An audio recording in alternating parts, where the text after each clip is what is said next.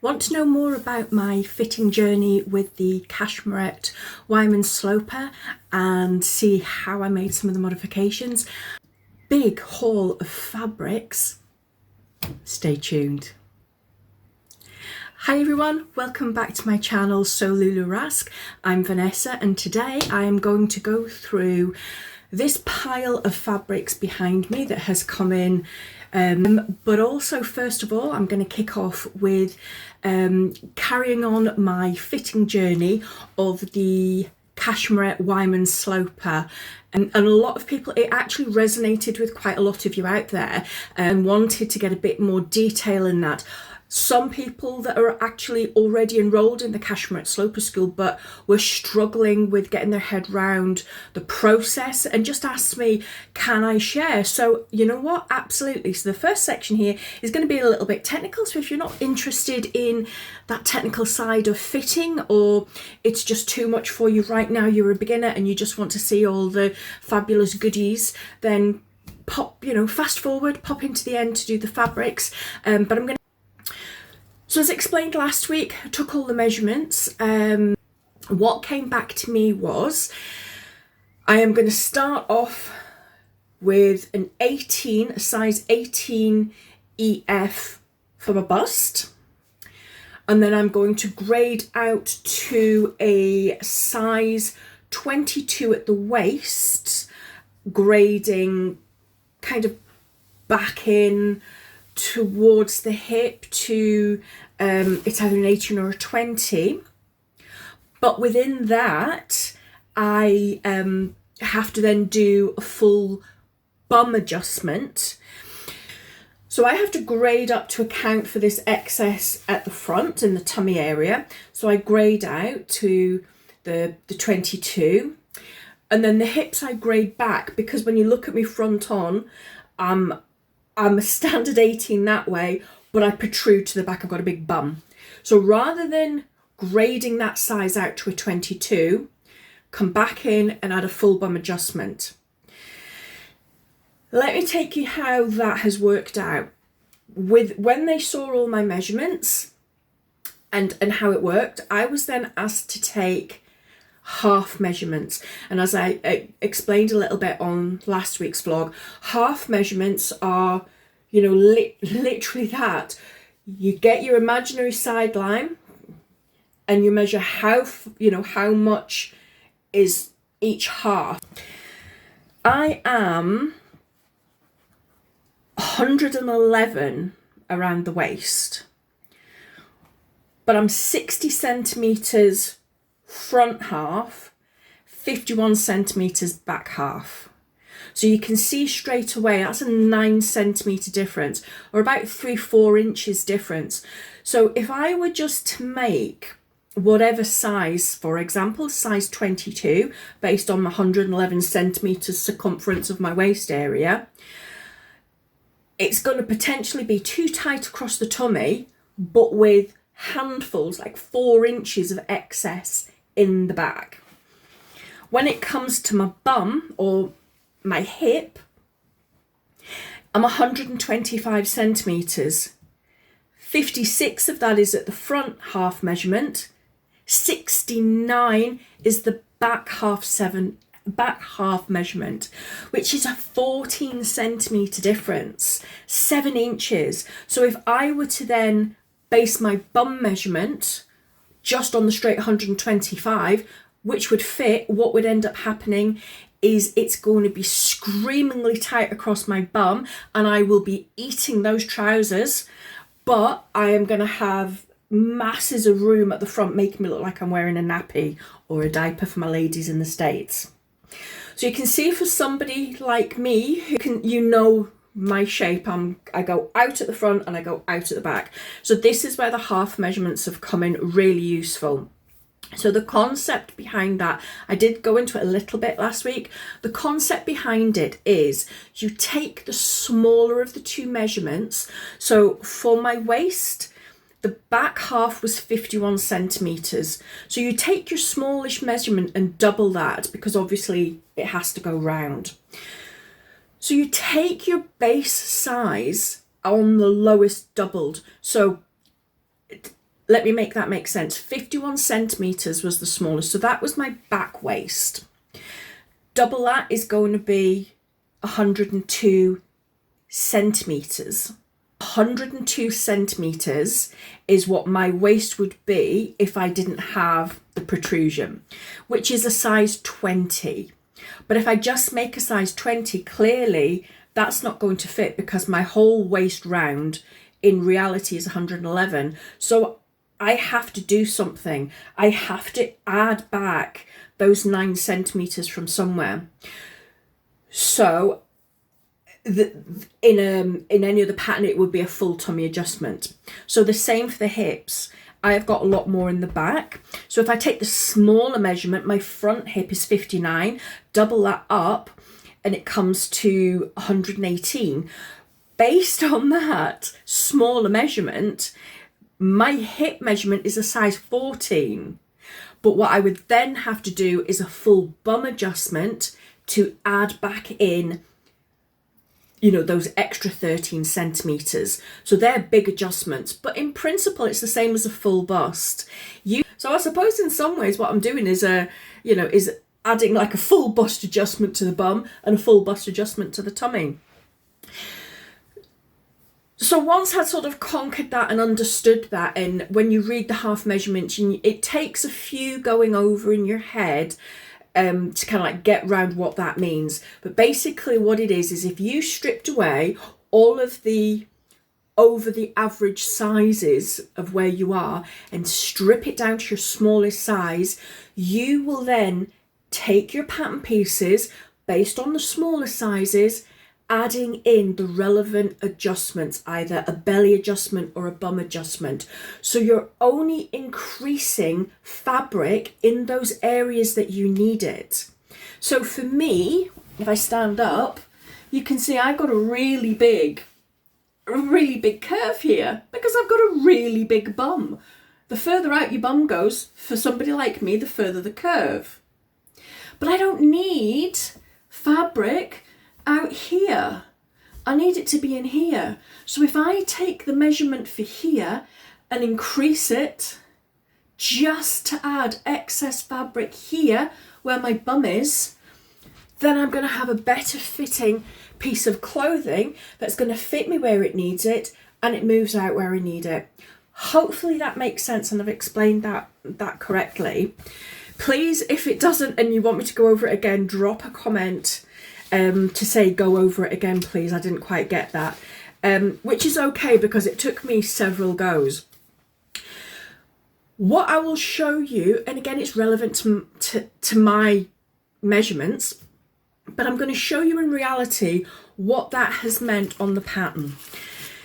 Now when you do Sloper School, they do suggest that you only print out 1 or 2 sizes, because it gets very confusing and it's very difficult to understand what's going on.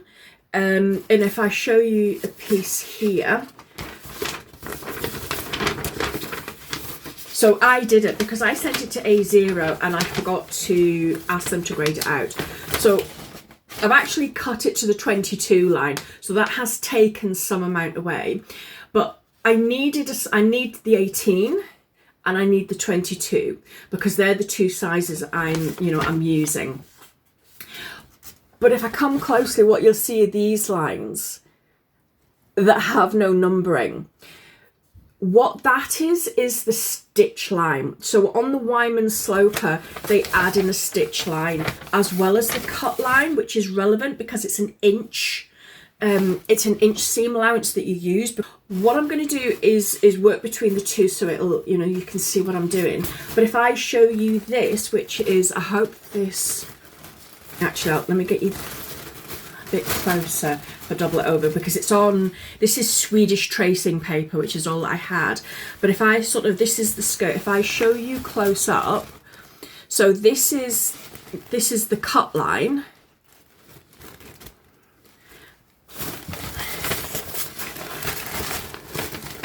There we go, that's better. In fact, so this is the cut line here, obviously because I've cut it. And then this line here, which is an inch down, is the sew line. And if I bring it to here, you can see that, and it goes all the way down. And that's the sew line. So if I show you part of this again, where are we? We're up this way. Up this way, we're up this way. Okay, so this is the front skirt piece. So this is the front skirt. Have I got written on it? Okay, so the advice that I was given and the way I went through this, because obviously I needed a lot of excess in the tummy. So the decision was made to take the waist to a 22, because there is a certain limit to how much you can keep grading, because then it becomes too much. So the decision was made to take the waist to the 22 line, because then as I come down to the hip, it's going to be a smoother curve. Bearing in mind as well that as it comes back up to the bust, and I've got the top bodice, it's coming up to an 18. So you can't go too far, you know, I couldn't go from 18 straight out to a 24 or whatever. So to go out to a 22, and then, as you can see, there is a dart here, to reduce the width of the dart to add even more room here. So for the calculations for mine, and I've got them written at the top, so the original dart width was 4.7 centimeters, but there is obviously, based in mind this is half of the front skirt, you're going to have the other half, so I'm going to have another 4 centimeters there and 4 centimeters here. I needed to add, even grading to a 22, I needed to add over the front section only an extra 6.5 centimeters. So what I did was 6.5, so obviously half that, because I've got one this side, one that side, 3.2. I reduced the dart on this side by 3.25 centimeters. So my dart became much, much narrower. And that was as simple as that. And this is how it turned out. So that is the size of my new dart. And that's then still going to have shaping, but giving me overall on the front of the skirt 6 centimeters, 6.5 centimeters extra. So this is the bit that really got me. So this is the curve line of the 22. And the cut line is an inch in. So if that's the 22 cut line, sorry, sew line, the sew line is actually the same as the size 18 cut line. So if I bring it back onto my pattern, if I can, right, it's going to be backwards, so let me do the best here.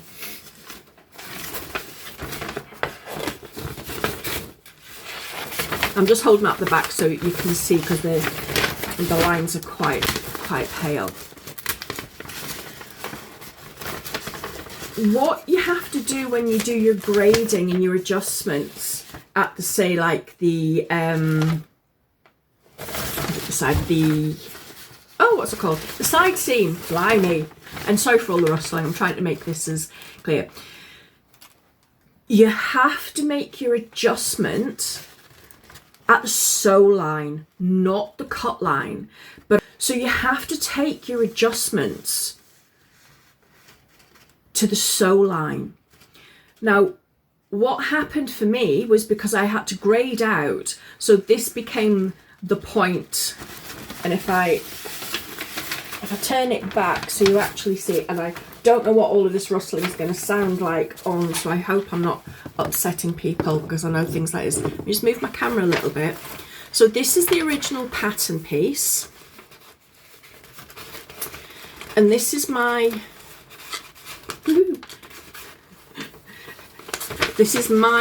my tracing over the top. So as you can see here, so I put my finger here, this is the end of my pattern piece. So you can see I've had to grade back in to a size 20 at the hip. But up here, or actually it's going to be a size 18 because it's the sew line. Up here, so this is the 22 cut line, this is the 22 sew line. So I've had to come to the 22 sew line, that's my new marker point. Grading back into an 18 at the hip, this is the point of the 18 sew line. So I'm going from a 22 waist down to an 18 hip. When you join those 2 points together, you end up with a straight line, hence my rectangle. But if you look at me, I am a rectangle. And this was the point that caused me a little bit of angst last week, but this had been the bit that was getting me so confused. It is so much easier when you only have, if I only had the 18 and 22 lines, it would have been so much easier. So I hope that kind of makes a little bit of sense. You have to ignore the cut line when you do your adjustments. You have to identify your sew line, and it's the sew line that you're reducing it by. And then afterwards, you will then measure out and add back your inch seam allowance.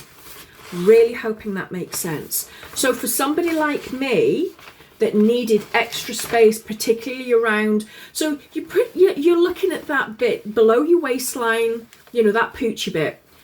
All of the adjustments that I needed have come into this section, and using both methods of grading by 2 sizes and reducing the width of the dart has kept a relatively smooth transition on the skirt piece, so you're not getting this kind of like really wide triangular bit.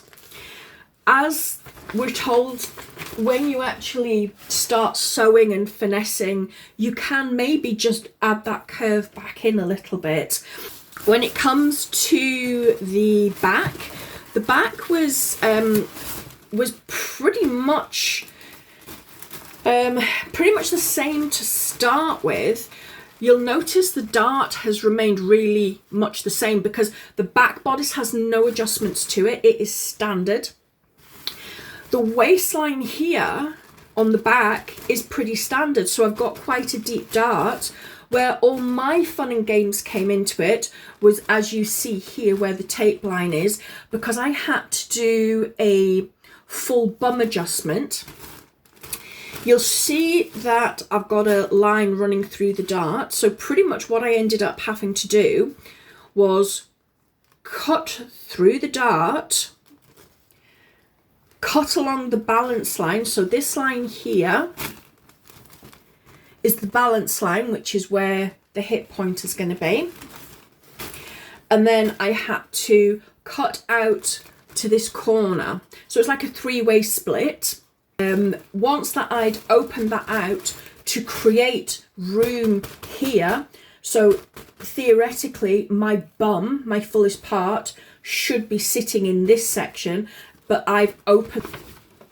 If any of you are looking to do a full bum adjustment and need a bit of hand, let me know, because if I can get a camera set up, I can go through that again in close up and show you actually what I did.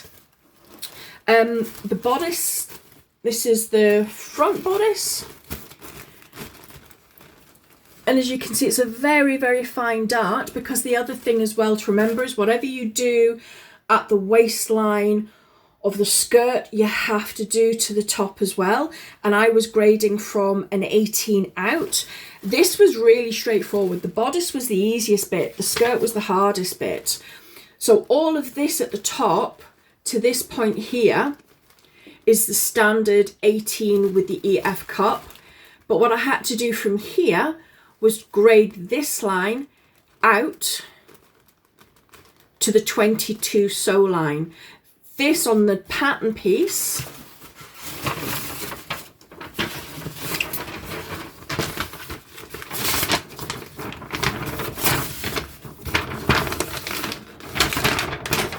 so you see on the pattern piece it goes in that way. You see it? Mine now comes straight down. So it doesn't go in that way, it comes straight down because I've extended out to the 22 and again just narrowed the dart. Literally for that was all that was needed. It was just making adjustments at the waist part of the bodice. So the next thing that I have to do is to physically make up the pattern pieces and put all the markings in. So I'm hoping to get time to do that tomorrow because this has taken a lot and I've been working extra this week, so I haven't had a chance during the week to get all of this done. It's also been incredibly hot weather, but the rains have arrived and thankfully it's overnight rain because we really do need it. We're getting to the point of hosepipe bans here in England, and considering it is still May, so still spring, it is ridiculous. So I'm quite happy that it is now raining. So yeah, so hopefully that kind of clarifies a few bits and pieces, but please, if you want to see the actual cutting out of the parts for the full bum adjustment to see how it works, then, you know, give me a shout and I will try and help out as best that I can, or pop onto the Cashmere website and have a look at theirs because they do it so much better because they're the ones that are teaching me. But hopefully seeing it in like reality done, it's not so mystifying. But anyway, let's leave that. And as soon as I get the sloper finished, I will add a part 3. Stay tuned. I'm going to insert here a little bit of an interlude.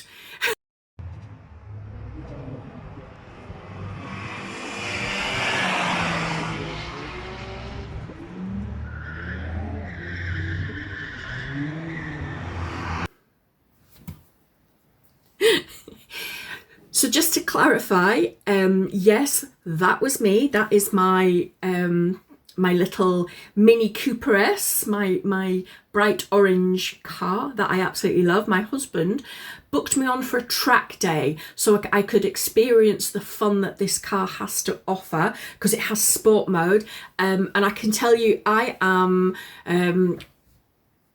a bit of a granny when I come to driving, so he wanted me to get a little bit more confidence in handling the car, and yeah, it was a really fun day. I have my own crash helmet because they are very safety conscious. It was a proper controlled racetrack, and before I went out on the track, I had a few laps round with an instructor who was with me. It was my car, so it wasn't like dual controls or anything, it was just me. And then I had like, you know, 4 or 5 sessions on my own. But it was really good fun. I will say, if you're watching this with the volume up and you hear the amazing roar of the engine and then the screeching of the brakes, that's not me. The roar of the engine as it goes past is, but the screeching of the brakes as it goes on isn't me. Where I am, as you see me going across, behind us was a drift pan. So there was actual rally cars practicing all day, like emergency stops and like turning, like constantly turning round and round and round like a skid pan. That's what it's called. It's a skid pan. And they were like wetting it down, but they were like on the brakes. So all of that screeching noise was actually coming from them. But the timing of it just synced perfectly with my car. So it did make it sound like I was a bit of a speed demon going around the edges. But yeah, I wasn't going that fast. I think I got as fast as, I think I might have got to 80 miles an hour on the straight. But most of it was like 40 miles an hour in 3rd gear. But yeah, really good fun. And a change from what I would normally do.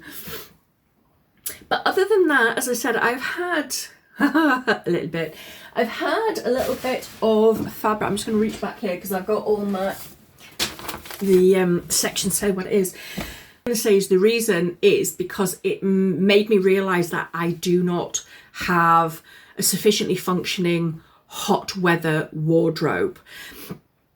So I have ordered lots of fabrics to fit in.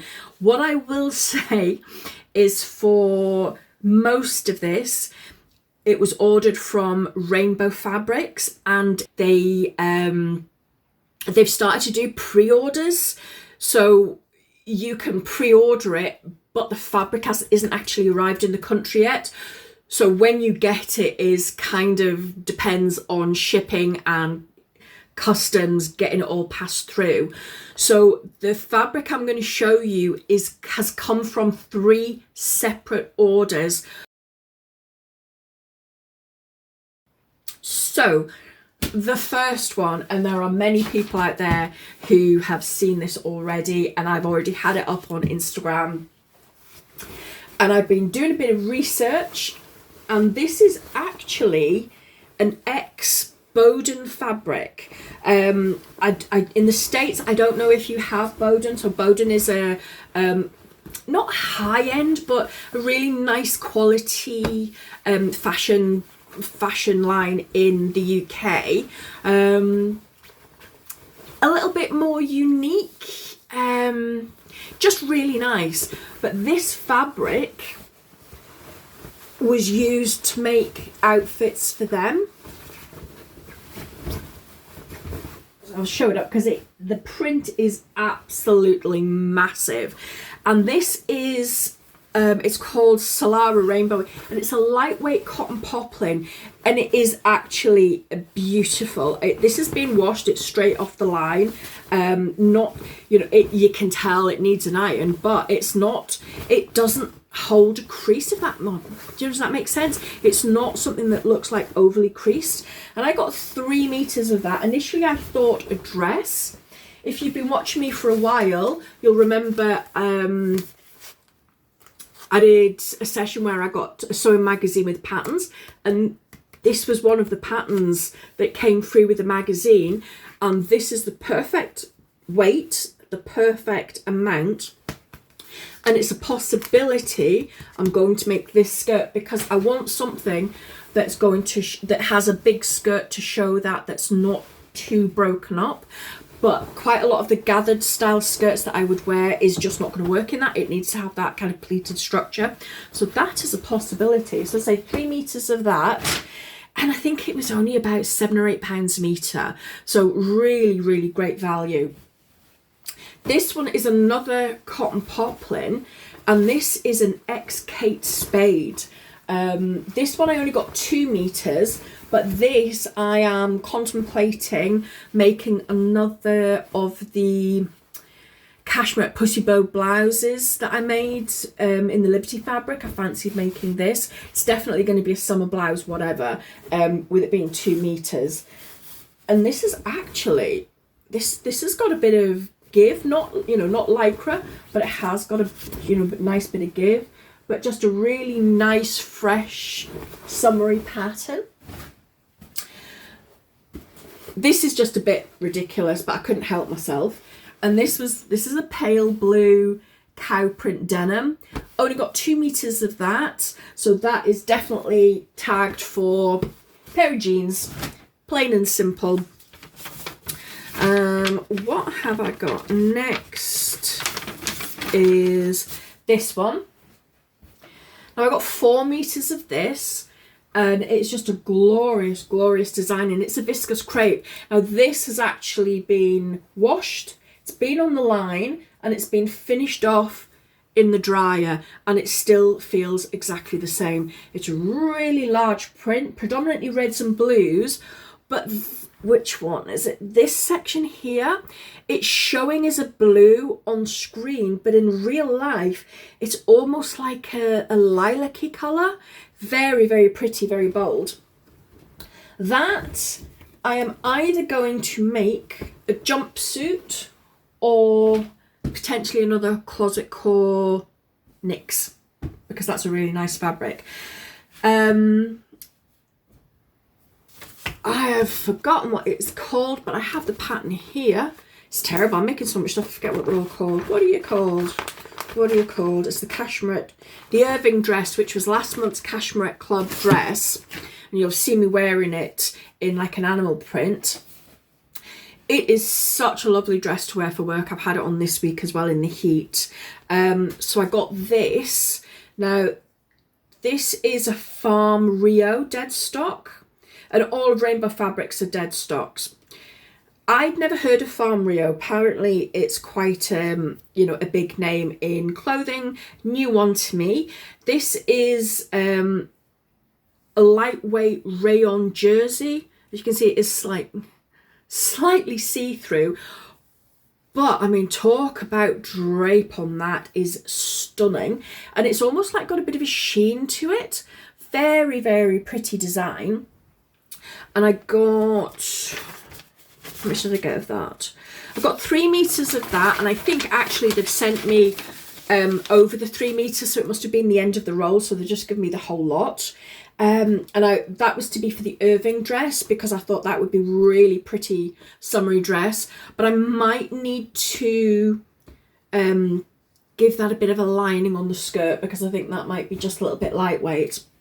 And I've got 3 meters of this as well, and again it's that same rayon jersey, but this one I might still be able to make one of the dresses, but I didn't notice in the photographs that they posted that it had, they've said it's not a floor line, it's supposed to be there, it's not supposed to be part of the pattern, but if you see it you'll understand what I mean. Like, it almost makes it look like it's supposed to be panels and cut to that line.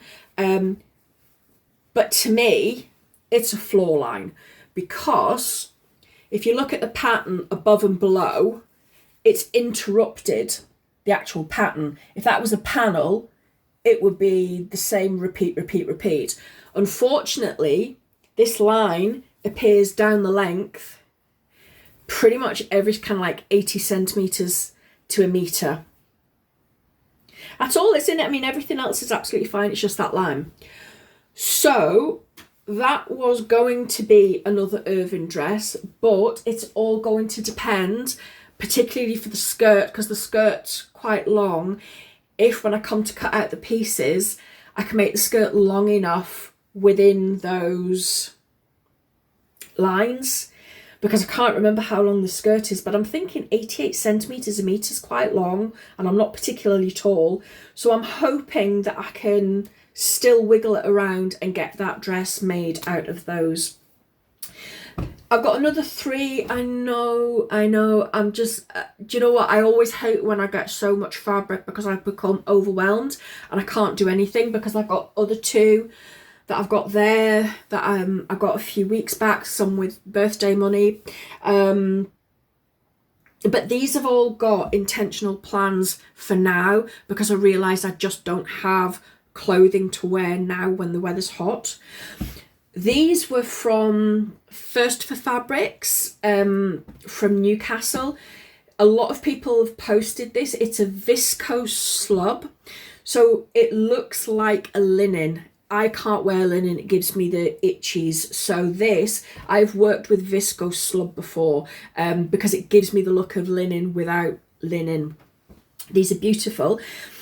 I love tops, and you'll have seen many tops that I've done, and they're very bright, but what I don't have is appropriate block coloured lower half, either skirt or trousers, and not summer weight trousers. I've got white jeans, but in this heat they've been too heavy, so I wanted to get these for doing, you know, like the either the oh my goodness me, Lola, no, excuse me, Lala, the basic Lala pants that I showed a couple of weeks back in the blue black gingham, or you know, something like the saguaro trousers that I've made, just like a, you know, the wide pull-on trousers. So they posted up, First Fabrics posted up beginning of the week that they're selling this all off at £3.50 a metre to make room for new stock coming in. And it's beautiful because it's got 5% elastane in it, so it's got just a nice little bit of stretch. So I got the denim blue. This was called Soft Mint, and I was a bit concerned that it was going to be too kind of sweetie green, but actually when it's come, it's almost like a really pale sage colour. So it's definitely kind of like a muted. I've got that one. I wanted navy. Unfortunately, they didn't have enough navy. and that's, if that's coming up, that's beige. It's almost like a biscuity beige cafe au lait colour. So they're the three. As I say, they're all kind of like muted shades. I've got 2.5 meters of each, and they're all just going to be to make up some kind of like loose fit trousers for the summer. Anyway, that's me. That's my plans. Hope you found the adjustments and fitting bits useful. If there's any that you want more clarity on, please, you know, drop it in the comments, feedback. I'll keep going with this little journey and show you the sloper coming together. But this video's now gone really long at 45 minutes, so I'll say goodbye for now and see you later.